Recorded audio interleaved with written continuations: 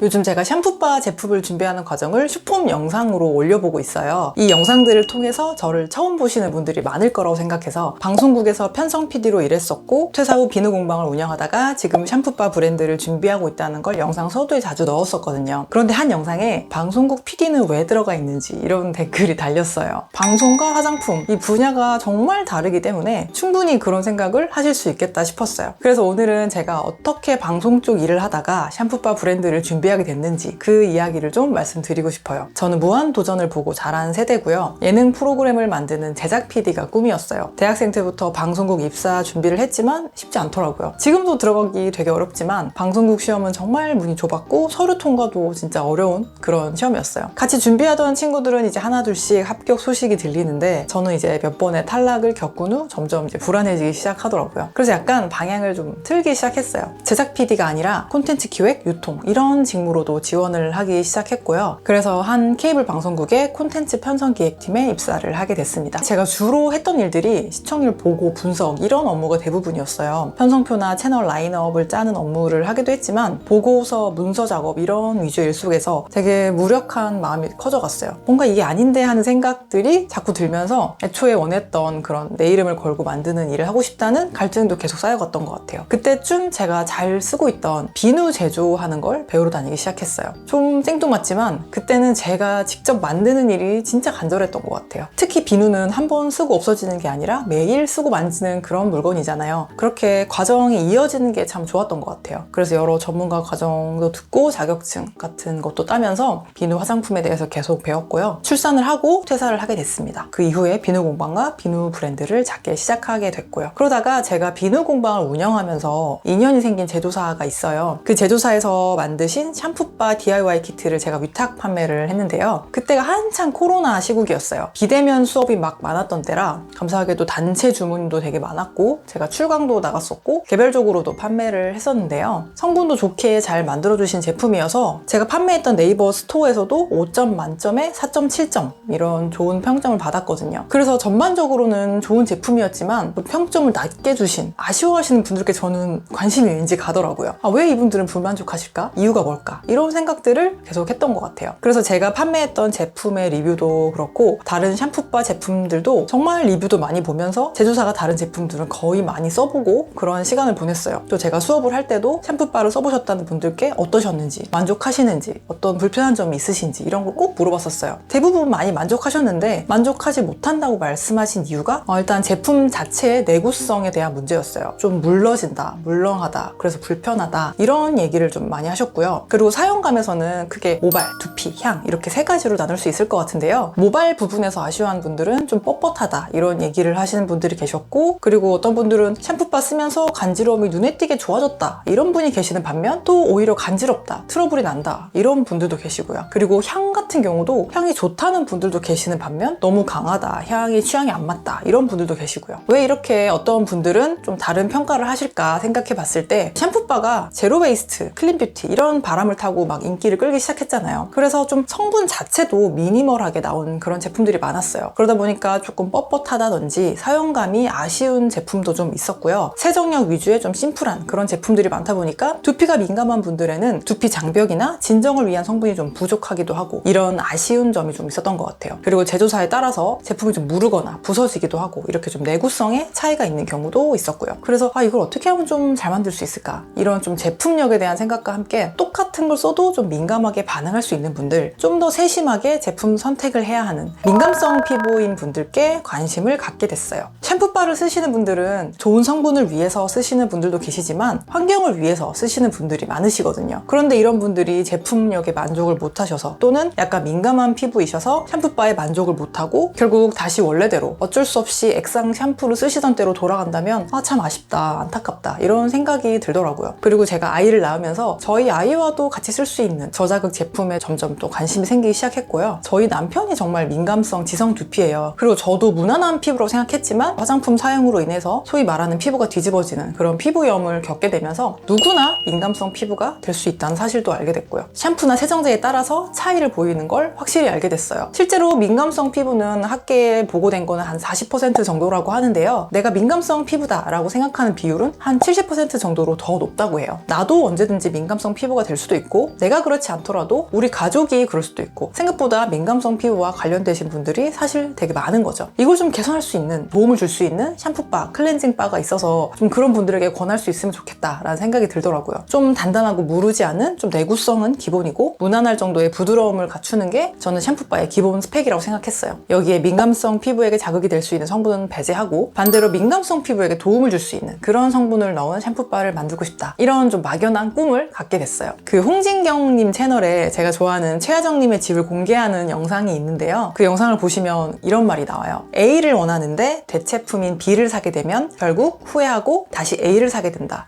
삶도 그런 게 아닐까. 진짜 내가 원하는 걸 해야 된다. 그것이 오히려 시간과 에너지를 아끼는 방법이다. 그래서 최하정님은 원하는 물건이 있는데 그게 지금 구할 수 없다라고 하시면 그것의 대체품을 사는 게 아니라 그걸 구할 수 있으실 때까지 기다리신대요. 그래서 진짜 원하는 거 그런 걸로만 집을 채워나간다고 하시더라고요. 그 영상을 보고 정말 폭풍 공감을 하고 정말 뼈를 세게 맞은 느낌이었어요. 진짜 딱 제 이야기 같았거든요. 이 직업 자체의 문제가 아니라 제가 원하던 일이 아니었기 때문에 그러다 보니까 점점 뭔가 채워지지 않는 느낌을 계속 받았고 만족스럽지 않았던 거죠. 결국 퇴사를 하게 됐고요. 결국 시간을 낭비하고 빙빙 돌았구나 이런 생각을 저도 모르게 하게 됐던 것 같아요. 그래서 제가 방송국에서 일을 했던 이야기는 지금과 전혀 저도 상관없다고 생각했기 때문에 굳이 뭐 그 이야기를 해야 되나? 이런 생각도 하고 많이 하진 않았어요. 그래도 조금이라도 제 영상을 좀 관심 있게 봐주시면 좋겠다는 마음으로 그 내용을 넣었었는데요. 스스로 조금 오글거리는 순간도 솔직히 있었고요. 그런데 제가 얼마 전에 아나운서 일을 하시면서 방송계에 오래 몸 담고 계시다가 지금은 뷰티 쪽에서 강의를 하시는 한 교수님의 특강을 들었는데요. 자기의 스토리를 3가지 포인트로 정리해서 말해보는 그런 시간이 있었어요. 저는 이제 제 이야기를 했죠. 방송국에서 편성 PD로 일했었고 비누 공방 운영하는 그런 과정을 거쳐서 그때 배우고 깨달은 것들을 바탕으로 지금은 민감성 피부를 위한 샴푸바, 화장품 브랜드를 준비하고 있다. 이렇게 저의 스토리를 말씀드렸더니 교수님이 듣고 이런 말씀을 하시더라고요. 제가 편성 PD로 일하면서 시청률 데이터를 분석하고 다루고 또 세심하게 시청자를 관찰하고 그런 일을 했던 게 분명 지금 민감한 피부인 사람들한테 관심을 가지고 화장품을 만들게 된 거랑 연결이 됐을 거라고 하시더라고요. 그게 유진 씨만 갖고 있는 이야기도 하고요. 그래서 그 이야기 저는 꼭 하는 게 좋다고 생각해요. 이렇게 얘기를 하시더라고요. 그렇게 말씀을 해주셔서 저는 진짜 감사했고 감동을 했었어요. 아, 내가 했던 일들이 지금과 전혀 상관없는 게 아니라 그런 경험들이 쌓여서 지금 민감성 피부인 사람들에게 변화를 주고 싶고 도움을 주고 싶고 내 이름을 걸고 만들고 싶은 그런 지금의 상황과 연결되는구나 하는 생각이 들었어요. 예전에 방송국에서 일을 할 때도 특정 시청자 데이터를 분석하기도 하고 원인을 찾기도 하고 자료를 찾고 이런 일 위주로 했으니까 민감성 피부인 사람들에게 왜 이유가 뭘까 이렇게 관심을 좀 갖게 되고 샴푸바에 대해서도 좀 더 집요하게 파고들 수 있었던 것 같고요. 그 시간 동안 깨달은 것들, 배운 것들이 뭔가 다 이렇게 알고리즘처럼 다 연결되어서 지금을 만들어 온 거다 이렇게 생각을 좀 바꾸게 됐어요. 앞으로는 제가 했던 일들에 대해서 이거 관련도 없는데 굳이 이거 말할 필요 있나? 이렇게 생각하면서 말을 안 하거나 주저하지 말아야겠다는 확신도 들게 됐고요. 제가 처음부터 원하는 직업을 갖게 되었다면 어쩌면 더 만족스럽게 살았을 수도 있고 좀 일직선의 평탄한 길과 효율적인